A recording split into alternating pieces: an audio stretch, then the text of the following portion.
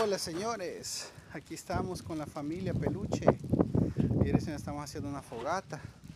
Es aquí invento de Sofillita, ¿verdad Sofillita? Ajá, acá tengo los marmelos y los palillos. Ok. ¿Y tú, Chris? ¿Qué Ah, pensás?